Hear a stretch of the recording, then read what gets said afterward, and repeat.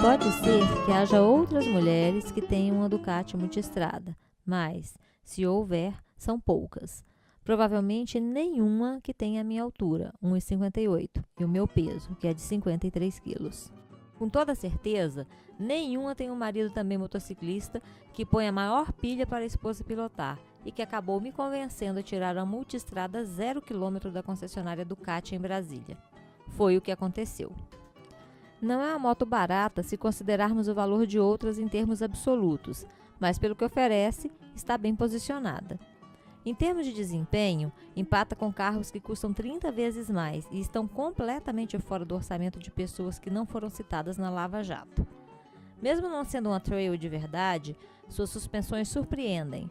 São excepcionalmente eficientes para encarar obstáculos tenebrosos, garantem um rodar macio mesmo em condições adversas e ainda garantem uma firmeza estrutural que permite inserir a moto em curvas mais radicais sem que sua pressão arterial ultrapasse o nível de um infarto. Tem freios Brembo excepcionais, com ABS que pode ser desligado ou facilmente ajustado em vários níveis de atuação, de acordo com o gosto ou experiência do piloto. Acelerador eletrônico, com um cruise control particularmente fácil de operar, diversos mapas de condução personalizáveis, do Sport ao Urban, controle anti-wheeling configurável em 8 níveis, ótimos faróis, computador de bordo, enfim, quase tudo que você pode encontrar de melhor numa moto moderna, além do estilo Ducati, que é realmente tão lindo que dá vontade de estacionar a moto na sala de jantar de casa. Aquele negócio de chave balançando no miolo da ignição é coisa do passado com a multistrada. Agora, a chave é presencial. Basta estar a 2 metros da moto com a chave no bolso, que ela dá partida ao toque de um botão. Mas o tanque precisa de chave para abrir. Mas nem pense em perder a chave. São R$ 1.200 de prejuízo se tiver que fazer outra. Nada é barato nesta moto, mas algumas coisas são realmente indecentes. Mas o melhor de tudo é a altura do banco. Com o banco rebaixado original Ducati, é uma moto viável para a estatura das mulheres, mesmo as baixinhas como eu, que podem assim pilotar uma moto de alta performance sem ter que optar pelas inviáveis customs com suas limitações deprimentes. Com a multistrada, é possível pilotar com prazer, sem ter calafrios cada vez que aparecer uma cratera, lombada ou quaisquer destas surpresas comuns nas pistas de obstáculos que no Brasil chamamos de estradas ou ruas. As suspensões dão conta do recado mesmo em situações difíceis e nunca dá o temível fim de curso. Sem falar que com ela é possível ir à fazenda do seu tio ou aquela cachoeira fantástica no fim daquela trilhazinha sem rezar uma novena antes para pedir proteção ao padroeiro dos motociclistas. Com o esportivo ou custom, não dá. Ela vai em qualquer lugar se você tiver um mínimo de condições técnicas na pilotagem. Melhor mesmo é a multistrada enduro, mas o tamanho dela exclui qualquer mulher que não seja uma jogadora de basquete, e também a maioria dos homens. Foi tirar da concessionária e partir para uma viagem longa, a mais longa que já fizera em minha vida de motociclista. Afinal, fui convencida a comprar a multistrada justamente porque a minha antiga Scrambler, uma moto excepcionalmente boa e bonita, era totalmente inadequada para aventuras de maior quilometragem como a que pretendíamos fazer. Começariam os meus 10 dias de férias e tinha que aproveitar. Como além de pequena eu não sou exatamente uma atleta e nem um adolescente, não vou contar minha idade, mas minha filha caçula já pilota, partir para uma viagem com uma moto desconhecida, com um peso de 242 quilos, aferido na balança com um tanque de 20 litros totalmente cheio, foi uma coisa que me assustou muito. Meu marido foi com a moto dele, uma Tiger 800, e isso me dava tranquilidade de saber que, pelo menos na hora de manobrar parada, eu não teria que tomar espinafre em lata e virar a Mulher Maravilha. Acho que não iria funcionar. Não é exagero dizer que tremia quando tirei a moto novinha da concessionária e trouxe para casa, com direito a um trecho de estrada de terra. Aliás, foi a primeira vez na vida que fiz este serviço, que sempre ficara a cargo do meu marido. Cheguei viva e inteira, eu e a moto. Tanque cheio com gasolina Podium, afinal a taxa de compressão de 12,5 por 1 pede uma gasolina melhor. Bagagem arrumada de véspera e dia seguinte bem cedo, uma longa listra cinzenta de asfalto nos esperava com destino ao coração de Minas. Era o lugar ideal para testar a saúde dos 160 cavalos que o manual diz estarem esperando para serem acordados ao comando do punho direito. Saindo de Brasília, naquele trânsito encardido da periferia do DF, com 800 pardais e redutores com velocidades entre 40 e 60 km por hora, evitar uma multa era como tentar a sorte numa roleta russa. Com o trânsito carregado da manhã travando abruptamente a cada redutor, sempre a dúvida: qual era a velocidade correta? Pude sentir bastante segurança com os freios Brembo, que desaceleram a moto rapidamente sem deixar espaço para dúvidas e angústias do tipo: será que vai dar para parar? Segurava sempre, rapidamente e sem hesitações. Para quem, como eu, já andou com o aro 21 na frente porque eu tive um XT600, o aro 17 da MTS funciona maravilhosamente bem, permitindo a inserção nas curvas com uma surpreendente facilidade, firmeza na trajetória e agilidade nas inversões de inclinação, tão importantes no trânsito encardido e nas estradas sinuosas de Minas. É claro que o aro menor tem menos aptidão para buracos mais lunares, mas eu felizmente não pude comprovar isto. Acho que isso talvez estivesse um pouco além da minha capacidade técnica. Os pneus Scorpion seguram de modo exemplar nas curvas e freadas, o que me faz pensar que devem durar pouco, mas este detalhe eu vou saber com o tempo. Ainda parada, observei o amplo bagageiro com generosas travessas para amarração, que é ótimo para acomodar o gordo saco Give de bagagem que comprei no Moto Capital. Com o enorme e bem acabado espaço, amarrei o Give na plataforma traseira com os grossos elásticos que o acompanham e rezei para que ficasse firme durante toda a viagem. Ficou. Isto é muito positivo para o sexo feminino, sempre um pouco mais espaçoso quando se fala de bagagem para levar num passeio. Na estrada, a moto nunca, mas nunca mesmo deixa faltar potência. É preciso ser o próprio Valentino Rossi para encontrar numa via pública o limite daquela cavalaria, maior do que a maioria dos carros médios, e aquele torque brutal de quase 14 kg para empurrar uma simples moto com euzinha em cima. Ultrapassar carros ou fileiras de caminhões era divertidamente fácil. Numa dessas ultrapassagens, sem querer, cheguei a 180 sem me dar conta, logo voltando para velocidades mais civilizadas. A combinação de um veículo pequeno, estreito, ágil nas mudanças de direção e com uma potência gigantesca para o seu porte, faz dessa moto um veículo muito seguro e divertido para frequentar uma estrada. As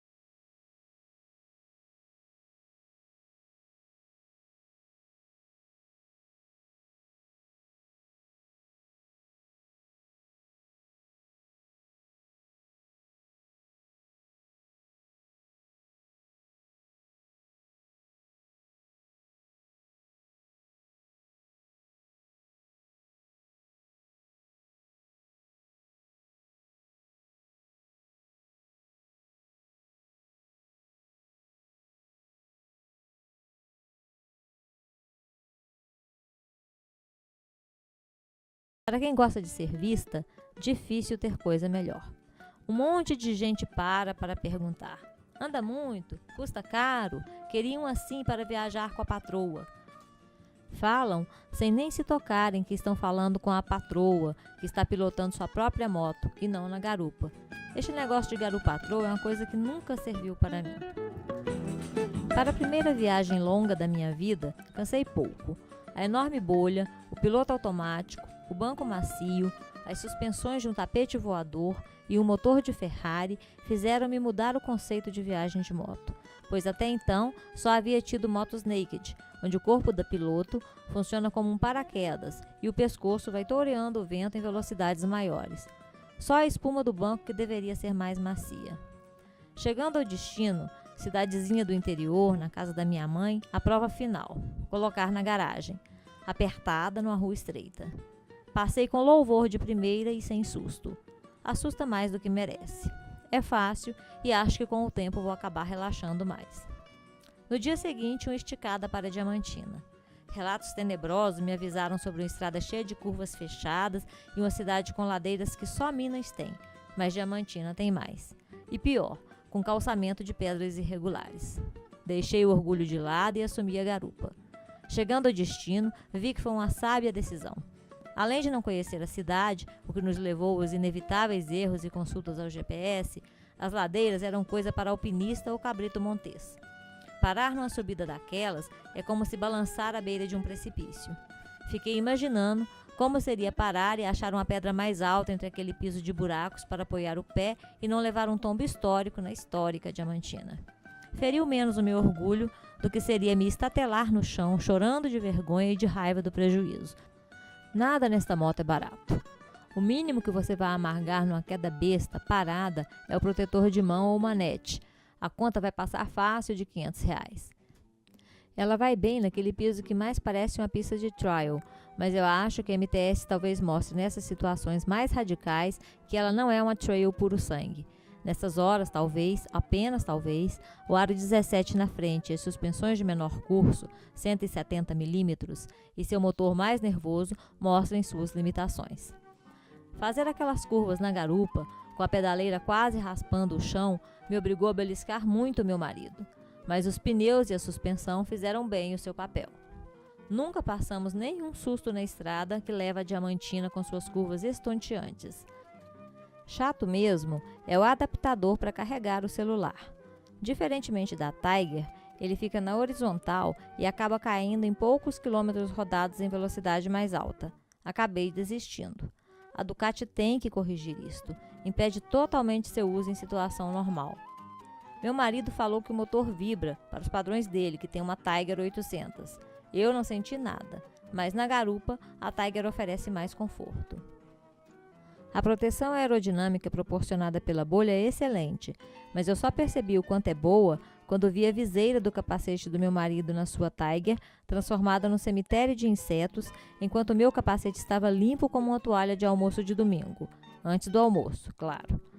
Talvez a minha estatura miúda tenha ajudado, mas o fato é que, para quem estava acostumado a ser um paraquedas na Scrambler em altas velocidades, andar atrás da bolha da MTS parecia uma viagem em outra dimensão, embora a visão a curta distância fique um pouco prejudicada pela distorção.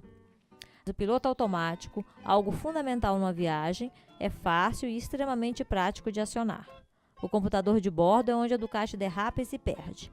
Com 20 litros declarados no manual, ela acende a luz do combustível quando ainda faltam uns 8 litros no tanque e bate aquela angústia, achando que vamos ficar a pé na estrada com pane seca.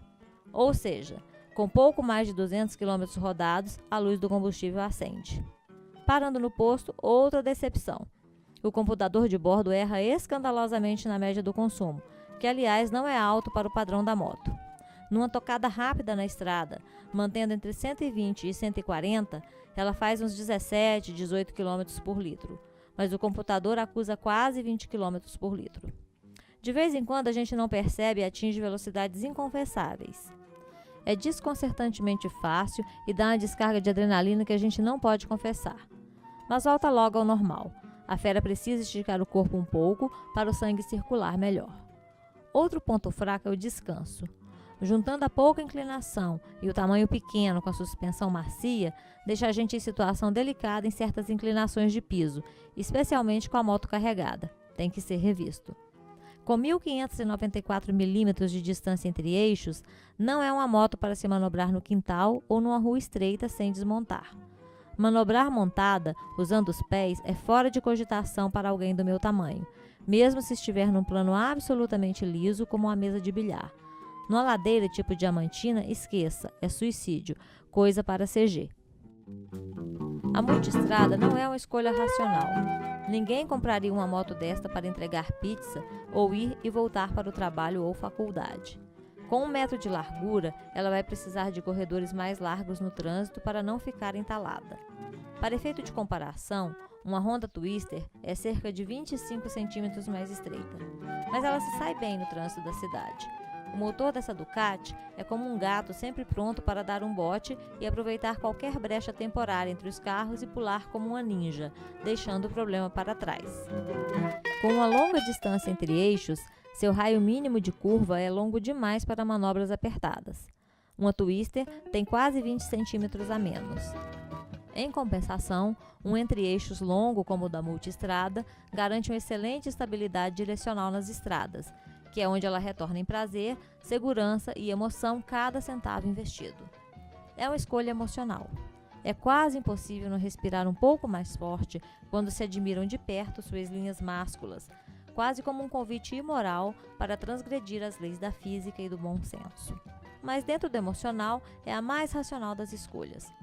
Seu consumo chega a ser melhor que 20 km por litro num passeio pela cidade, sem ceder a toda hora às tentações das acelerações que colam o estômago nas costas.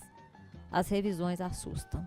Com 1.000 km é preciso gastar mais de R$1.000 na concessionária, um valor mais elevado do que qualquer outra moto que conheço.